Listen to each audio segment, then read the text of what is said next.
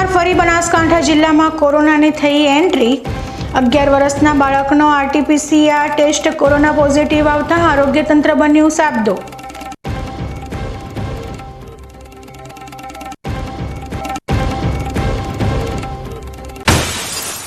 દાંતીવાડા તાલુકામાં જળાશયોની જર્જરિત કેનાલોથી ખેડૂતો પરેશાન। કેનાલોનું સમારકામ ન થતાં સ્થાનિકોમાં તંત્રની નિષ્ક્રિયતા સામે રોષ।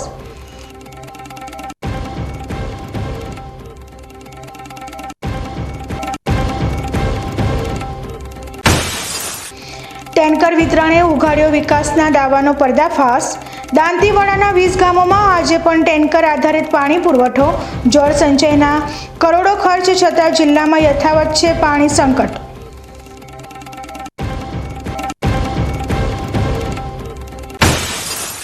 વિશ્વ કાચબા દિવસે કાચબાના અસ્તિત્વ પર ચિંતાની છાયા। ધાનેરાના રામપુરા છોટા ગામના તળાવ સુકાતા સુકાઈ રહેલા પાણીને પગલે હજારો કાચબાઓના જીવન પર સંકટ।